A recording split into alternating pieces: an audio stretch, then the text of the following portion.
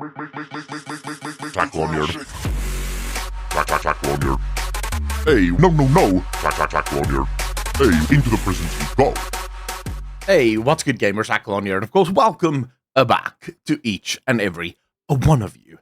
Ladies and gentlemen, I was scrolling Reddit, as I do usually, with my coffee right at hand, looking for inspiration. I basically sit down every single day, not to make a video, but to hope that some kind of inspiration strikes and there's a thought process that starts to form. And oftentimes, and I have to give a massive shout out here to the subreddit Warcraft lore, because oftentimes the inspiration comes from there. There's a lot of people posting on Warcraft lore, and oftentimes it is just nonsense. You know, it's just talking about how strong are the humans of this versus the humans of Stormwind, or how strong are the orcs, or whatever the case might be. But every once in a while, there are questions that's posted on the subreddit that I really find ridiculously compelling. So we're going to be talking about one such question today. It has to do with N'Zoth and the Old Gods, and that is a massive topic of conversation right now. So I really want to dive into it. But remember, you can help support this channel, $1 a month over on Patreon. Keeps the channel free from sponsorships. Let's get into it. So, if the story crew were to decide that N'Zoth didn't die after all, is that a plausible turn of events based on the currently established lore? And this, of course, was asked by Veredically. I hope I'm pronouncing your name correctly. I see a lot of theories out there about how N'Zoth is still alive because we killed him in a vision, or he can't die, or the like. But I don't know enough about Warcraft lore to know how plausible any of these theories are based on what we already know. For example, would it be in his established ability set to have caused the heroes of Azeroth to only imagine they were defeating him despite the cloak's protection? I know in the raid we fought Rathian, but actually it was just an illusion, so there's at least some precedent for us fighting illusions. Beyond that, I'm not sure though. Of course, the writers get final say. I guess I'm just curious if there are any theories about the return of N'Zoth that are more or less plausible than others, given what the writers have already said. Alright, so for that, we have to sort of establish first what the Old Gods are, and then we can talk about their specific tool sets. So first and foremost, this is something that I think oftentimes everyone knows, but not enough people, I think, pay enough attention to it. The Old Gods are a creation of the Void Lords, if the Titans are to be believed. Now, I have my own theories, but for the sake of this video, I'm not going to be including those. It has to do with decay, and I actually think that the Old Gods are creatures that spawned from decay and then absorbed the essences of the Void Lords that landed on Azeroth. So it's sort of like a merger between the Titans theory and the reason there's no decay elementals or decay element on Azeroth. But I'm not going to be including that now. The Titans posit that the Void Lords, because the Great Beyond is so incredibly large, and I do think that the Great Beyond is inconceivably large. We know that the Titans can take thousands of years to move from one point in the Great Beyond to another point, and that's not even moving through the whole of the Great Beyond. So it takes a very long time. That's why Sargeras, for example, employs the Twisting Nether, because it's just easier to kind of get around. But alright, so because the Great Beyond is so large and the Void Lords figured out what the Titans had as well, there are these nascent world souls, and the Void Lords want to corrupt these nascent world souls. The Void Lords sent out their essences into the Great Beyond to basically blanket every single planet with one of these essences. Now, like I said, there are problems with this posit from the Titans, mainly the fact that while the Great Beyond is incredibly large, I believe the Great Beyond is kind of akin to space in the real world. Now, let me sort of share with you guys a theory.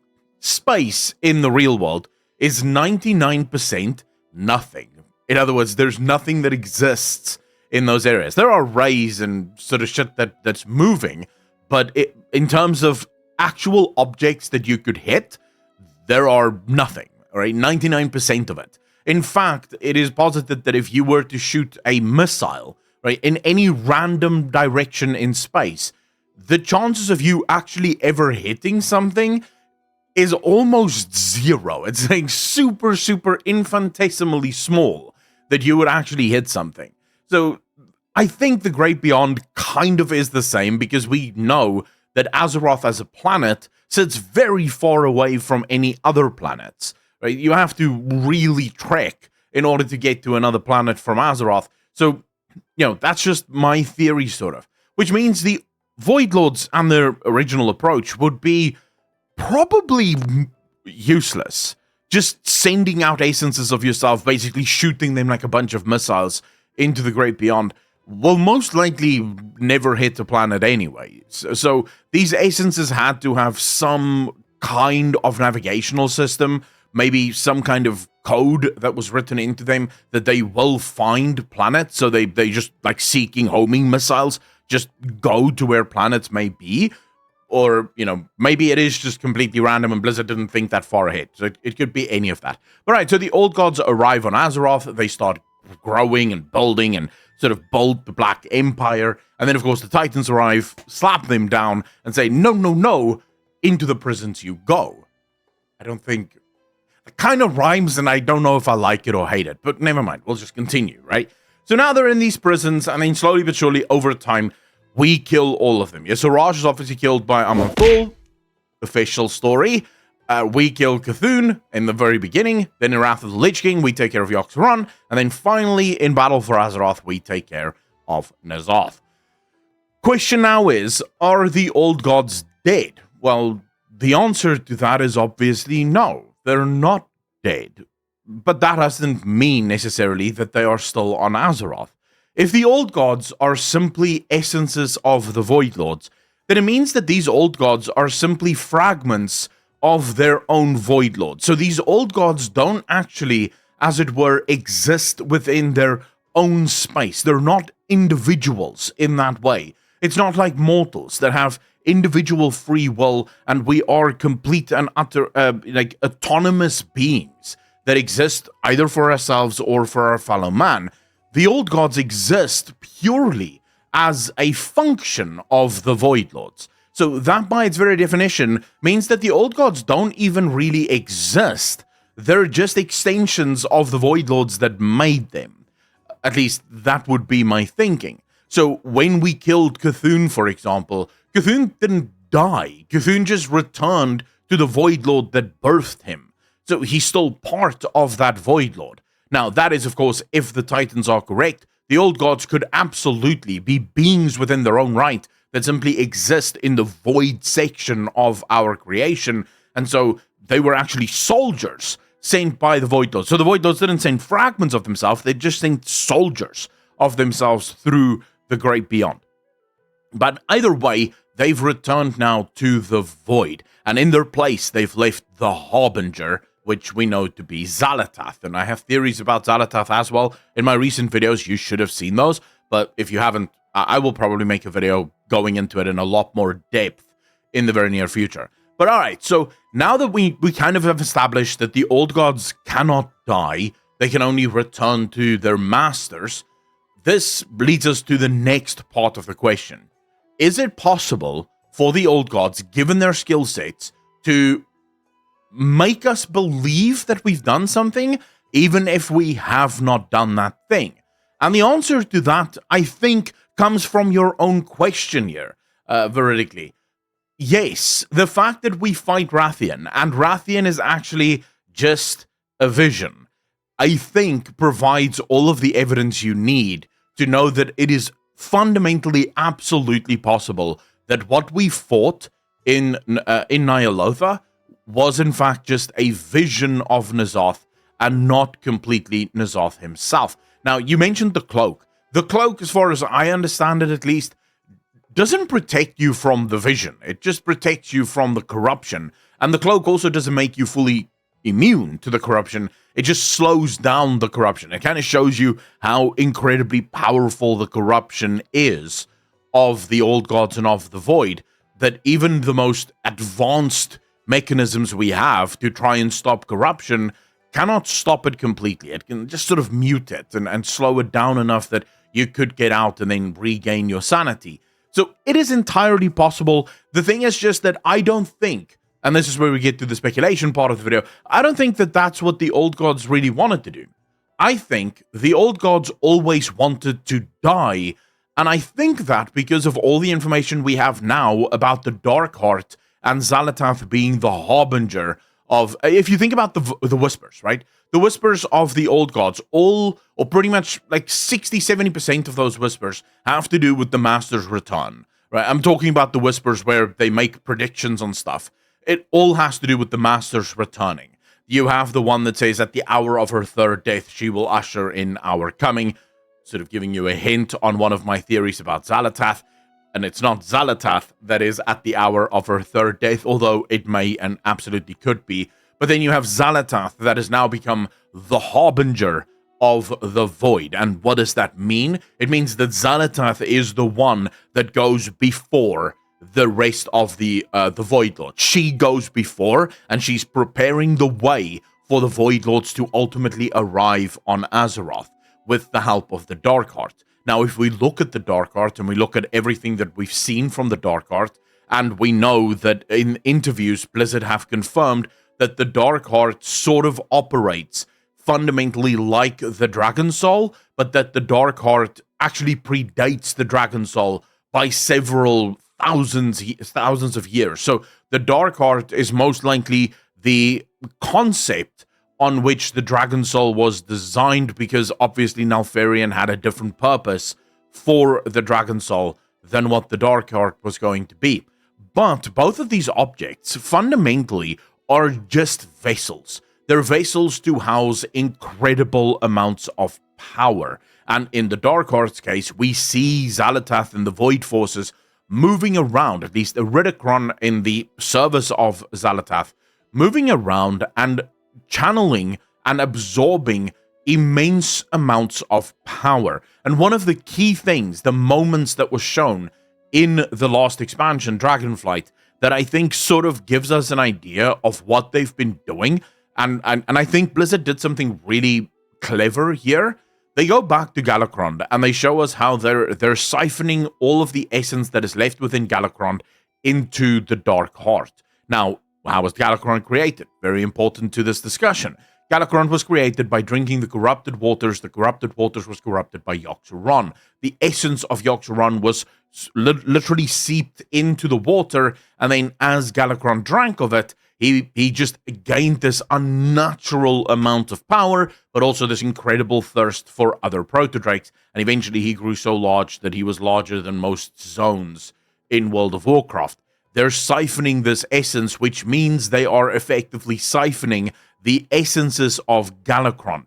We also now know that one of the quests that we did was going back to Ulduar, suggesting that the Void has been very active in Ulduar. We may actually also get some quest lines that take us back to Silithus to realize that the Void has been ridiculously active in Silithus. So what is this trying to prove to us? The Xalatath and her forces have basically spent an obscene amount of time going around Azeroth and collecting all of the Void essence from each and every one of the old gods. This gives us an instant picture of what the old gods were meant to be. They were meant to grow and basically fight until only one remains. So the idea was that each of these old gods would fight each other and keep growing in strength, and then eventually they would absorb each other until only one remained, with the full collection of all of the power of all of the old gods now in a single body. That single old god would then use all of his essence to open a way for the Void Lords to finally return. And you can sort of think logically through why that would be, just based on the knowledge that we have of World of Warcraft today. In World of Warcraft, they tried to summon through Sargeras. This was Azshara and her ilk. Trying to summon through Sargeras, they, of course, used the Well of Eternity, because the Well of Eternity was the most powerful place on Azeroth. It's a font of power, quite literally so. And by using the Well of Eternity, the idea was that the Well of Eternity would have enough power that if they could stabilize it, Sargeras could come through. The problem was that even the Well of Eternity did not have enough juice to sustain a being like Sargeras being summoned into our world. And Sargeras is just a titan. He's not the Lord of Order. At least I don't think he is. I think there are beings that are even more powerful than the Titans, and I think the Titans are simply servants of these beings. But that may be right or wrong. We don't know.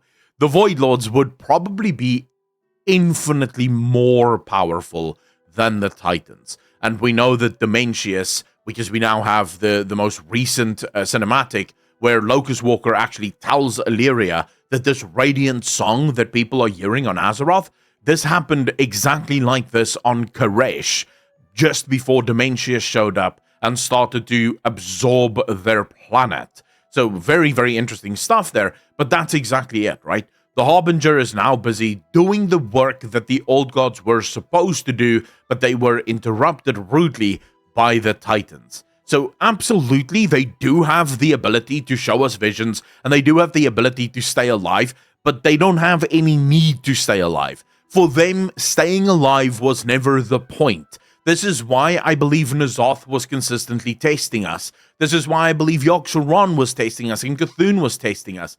They were testing us for some greater battle that is going to unfold in the future. Locust Walker even says this again in the most recent quest lines in 10.2.7, where he says, "You view the Void as an enemy. It views you the same way, at least for now." Which is very interesting, suggesting that the Void at some point will stop regarding us as an enemy and instead regard us as an ally as the war goes on. But I don't think they were testing us to try and sway us to save them from dying. I think they always knew that they had to die. When the Titans came and built their prisons and interfered in the grand plan of the Void needed a new plan. And the new plan became the Harbinger. That is why they did whatever they did to Xal'atath to place her in the Blade, to preserve her throughout time, because they knew at some point they would need Xal'atath. You see how that works? So, yes, N'Zoth could technically still be alive, but N'Zoth is simply a fragment of a Void Lord. N'Zoth does not have his own interests. His interests are only insofar as it is to serve his master, and he has done that with his death.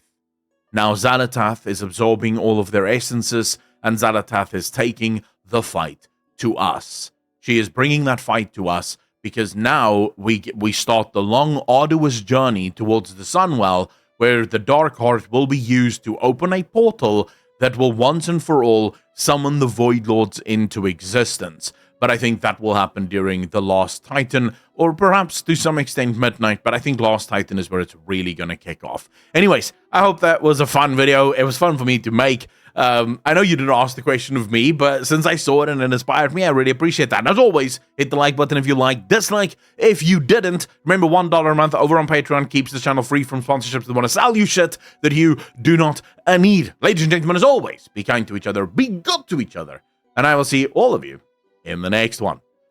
Peace.